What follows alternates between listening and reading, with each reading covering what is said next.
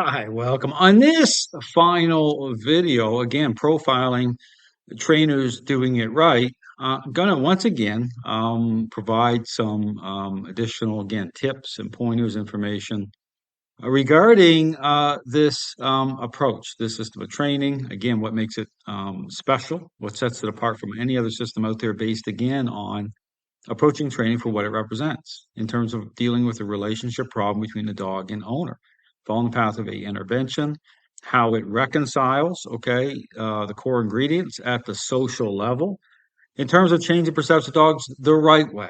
And again, talk about what that picture looks like, how to apply the test, okay, to actually discern whether or not the picture is a real picture of change or a counterfeit. And again, I talk about the dog training community. More often than not, dog owners are ending up with a counterfeit picture change within the framework of response. So again, dogs responding. It can look good just from appearances, from the surface, but below the surface, okay, is a relationship that's not actually getting any better. You understand this is all about understanding your role as well as what defines training itself. So I would encourage you again, if you find these videos helpful, if they've kind of piqued your interest, I encourage you can go further into the system by way, again, I have the member area. Anyone can be a member. It provides, again, lots of exclusive video content that will help you on your journey to insight, to understanding, to a better relationship with your dog. And so again, I'm going to be again playing some of this. But again, this is the thing too. When people say, "Well, how does this, come together? How does this work?" Well, I encourage you to check out these trainers because again, what can help is again, as we go through this, you hear how they again, you see them, interacting with dogs, talking about the method, talking about certain interplays. And so when you hear things worded just a little bit differently, it can be helpful to perhaps for light bulbs to come on because it can be challenging because it is different. You're not using treats, you're not using motivating agents. Understand that the relationship's the motivator. And then when you have a relationship problem, you don't want to be engaging that way to begin with because, again, what you're doing is it's a cautionary tale is when you focus on response that way, superficial response, you'll be making assumptions that aren't true, okay, about, how things are, what's happening at the surface. You'll be saying, oh, that sit looks great, that down looks great. And yeah, the response is great, but the relationship isn't improving. Yeah, so again, that's why I keep talking about the parenting example. If you do what many trainers are doing in the dog training community by way of a relationship problem with an already selfish child and just superficially, get the selfish child to respond, sure, you can have some great responses. They'll pick up their toys like very fast, highly motivated, but still nothing's improving in terms of how their attitude towards you and everybody else because it's not just about response that way. That's not the only thing. And the issue about your role. I talk about influence. Okay, that's one of the big themes here. Think about parental influence. How is that established through how you're interacting? Okay, with your child, interaction based, interacting. Okay, so understand that many of the themes in the system are aligned with the same themes as a parent in terms of how they're interacting with their child, parental influence, structure, right? Engagement at the social level. Okay, it's social. Dogs are social animals. And so, how you're interacting, again, your role, that is absolutely critical. But again, if you're again looking at the system, looking for a starting point, again, I got training guides, I got the member area option, a FaceTime consult. There's entry points, there's ways to figure things out. I have lots of free content on my YouTube channel as well as these videos. Okay, go through and watch them, and you'll see again, you're watching how these trainers are talking about it, how they're creating a real picture of change for dogs and owners. To reach that stage first?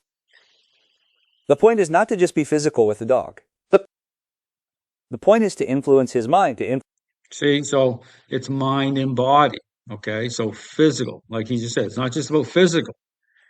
Okay, it's about relationship. Okay, it's about how that connects through the dog's state of mind.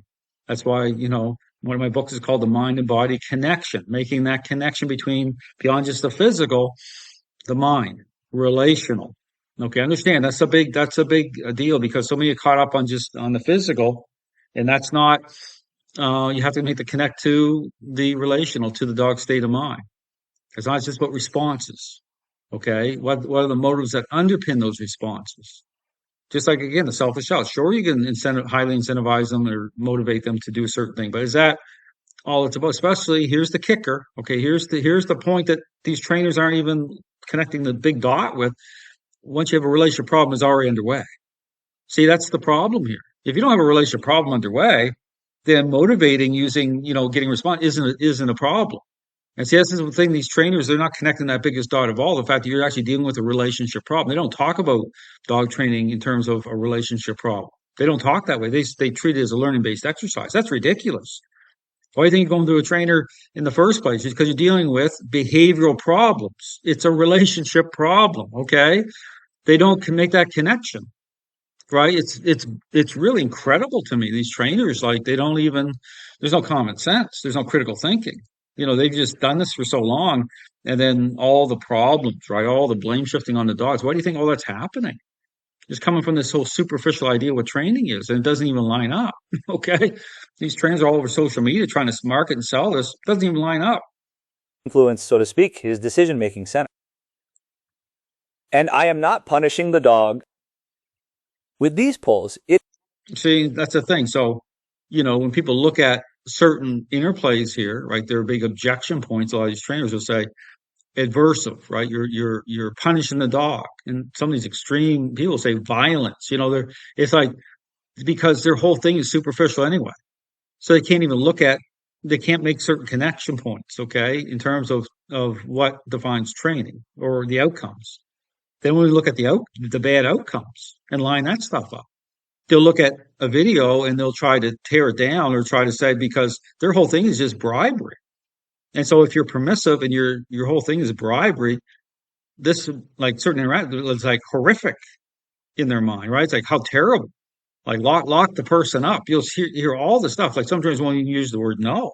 It's so extreme because that's the slippery slope. Okay, understand that you go down that slippery slope, you start going down the slippery slope because you're focused on appearances. There's no depth at all. You're just again my ice cream truck example. Okay, go watch. I did a video on that.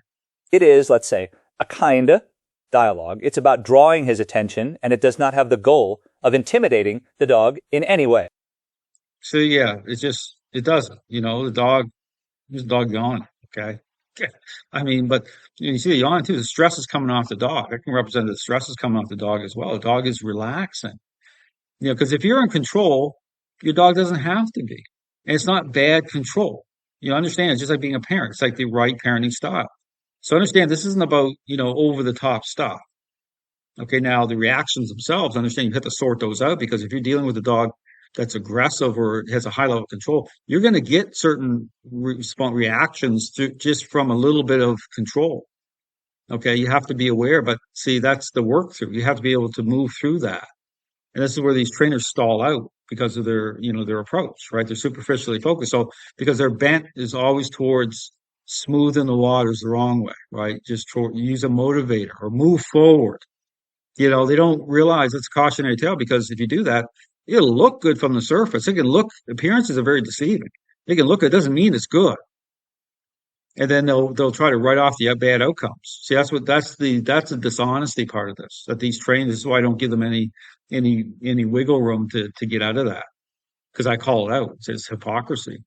Like this whole thing with what they're doing, it's like totally narcissistic craziness.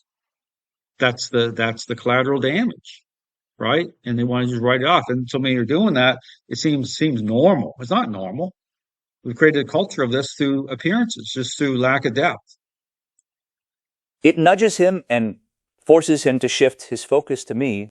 See, you see, And generally changing start focus. reasoning about the situation in a slight See, just about changing, shift, and focus. This dog wants to turn, their head towards, say, the person or human or other dog.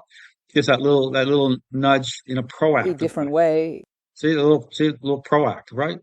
Just like to that. pay attention, not just to that dog and go crazy over it, but See? to pay attention to the It's like a little hey you. It's just like a little hey, don't be looking over there. I want your focus on me. It's a reasonable demand. And so that's just that little preemptive nudge. So it's like stinking thing. So just you don't wait until the dog's fully invested. Just as right, the dog's head's turning towards the other dog, just that little nudge. Person to hear them and respond to them, to shed that excitement And and then, and then on command, come, pull in. See the dog's tail's wagging. Okay, dog's tail's wagging. Motivate it, right? The motivator is the relationship. Didn't pull a treat out because you want influence to be there for a certain period of time. If you're dealing with it, you're in the middle of a relationship problem, right? You're lining all the stuff up. So, the dog, right, comes into agreement with the demand based on how the leash is being pulled, the direction of the leash, right? That's the language I'm talking about. But you want to remove verbal language from it because you're not ready yet. Here, I shouldn't say not ready.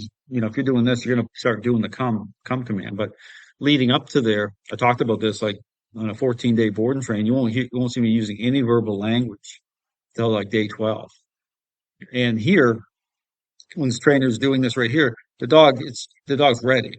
Okay, to start the first verbal language right here be the come command. Starting to work a little bit of distance, which he's doing here. return here to this world. And I, again, make sure to take periodic stops and turn my back to the irritant, because it would be a mistake to keep walking. See? Perfect. So same thing here. It's a way to test too. So say the other dog, if you're working off, I mentioned before, socialization, you get two dogs, at a certain point, you test the mind that way too. So this trainer's like turning, right, and seeing the dog's reaction to being, he's moving into the dog, turning away. I call it the turnaround method, right? You turn away. And you said, how agreeable is the dog, right? To accepting that, to say, no, you're not going to look at the other dog. You're just moving, turning, a little bit of like intentional control, influence over this dog, and see how agreeable or disagreeable is the dog to that. If the dog is very agreeable, it just means the dog's letting it go. It's like, okay, yeah. Doesn't mean you're saying you can't meet the other dog, but it's about, switching that thinking around. That's thinking, getting that adjusted. Okay. Walking, because the dog is already excited. And movement See that? Perfect. See that? Dog very just smooth and fluid. itself is the kind great. of reinforcement, a reward. See, that was perfect. Just how he turns, just smooth and fluid. And then see, no treats, no nothing. Just start moving, right? The dog, that's how you move, right? You're moving the dog. Hey, he's moving forward. I'm moving with him. Okay. It's that, control, influence and control.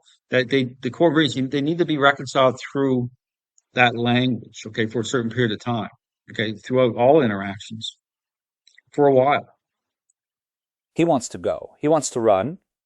And you shouldn't, so to speak, follow his lead, follow his desires. And actually, this stop is exactly what reveals the problems, because you just have to stop. And the dog? See right here. So here you got a relationship problem underway. So the person stopped, the dog started kicking off, right? It's a reasonable demand, but the dog started, right, having a reaction to that because the mind is moving, right? You're stopping. You need to sort that out. Okay. You need to, again, it's about, how you're, again, communicating through the leash, control, influence, get the dog come into agreement, to get the dog to wait, to relax. Often starts jumping around. Mm-hmm. And this is not a question of any physical pain. Yeah, so the dog isn't doing this because the dog is experiencing some physical trauma. Okay. This is about a challenge, right? Because it's about control. It's a power play, right? If you just let the dog, I said this before, just keep moving, it'll look kind of good, but it's not good. Okay. When you stop, right, what's that do? Changes it up. Okay. Forces the dog to wait, and it elevates the level of control over the mind, right? Affects the mind. Dog's mind's used to jumping. You stop, wait for 30 seconds, and see if this dog starts kicking off. If the dog starts kicking off of this, well, you need to be stopping a lot more. Okay. You need to start to draw into that scenario. It was a reasonable demand. The owner was walking, and the owner made the decision to stop. The dog does not agree to stop. And it is precisely overcoming this disagreement, intercept. See, good. So she's here coaching her how to line this up. So all to say, okay, these trainers are like fantastic. I mean, if I was to really recommend trainers to go over to their channel, check them out. It's auto translate. So you can, leave a message and they'll respond. they're fantastic. I mean, they show the method. So if they can do it, okay, it means you can do it. Understand that this is no hidden thing. Like a lot of established dog trainers will come onto my site and talk about word salad and just carry on like as though it's like impossible. But my counter to that is, well, they have all the time in the world and all the money in the world, it seems, to invest in a superficial idea of things. Like that's no problem. And the dog training world is a mess on top of that. So why is it that you don't have the time to sort it out? Okay, to take because it is about this is the truth of it. It's about a trade off. All these trainers they don't want to make the trade off. They've already signed the contract. So when you deal with dog trainers who already are identified as balanced, force free, it can be very challenging. They just want to, keep you use anything to try to tear anything down they can. They can't. Okay, good luck with that because this is information based. Like I put it up there. Say, I call it the question of the century. Go look at it. There's no way these trainers can't touch it.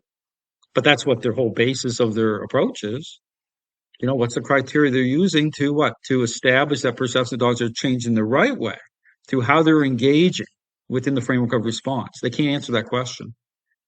They can't. They just tell you to trust them, or there's just that no. I mean, what's the criteria? Because obviously there's a problem here. So many, dog owners are failing. The dogs are moving around the training environment, they're getting their certificate, and the relationship isn't getting any better. This happens all the time. Well, something's wrong. These trainers, they don't want to accept that. They just want to blame the dog or write it off. So I don't write any of that. I say, no, here it is. Here's the problem.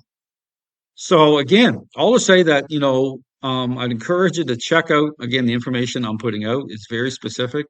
Again, these trainers, I mean, they're out there, they're doing it. So, it's the system of training. It's a complete system. So again, if you have any questions, you can contact me. Again, I have lots of training options. I'm out there to help dog owners, especially. Okay. But here's the thing about trainers. How about trainers not getting? Here's a trainer here who was a balanced dog trainer. He took the whole $15,000 play based course. I mean, he went through all that, but he still said, there's a problem here. There's something not lining up. He was motivated to figure it out, and he has. He has. And so there you go. So to say that even as an established trainer, there aren't trainers that can't, reverse course. I'm not saying it's easy. It can be the most difficult thing you ever do. This is not an easy thing. Okay. It can be a very challenging thing for sure because you're going against the tide, but it's the right thing. Okay. It's the right thing to do. If you really care about dogs and owners, about relationship, it's the right thing. Some of these trainers out there, they're not doing the right thing. Understand that they're not doing the right thing at all. And so they can try to package up any way they want. They're not doing the right thing.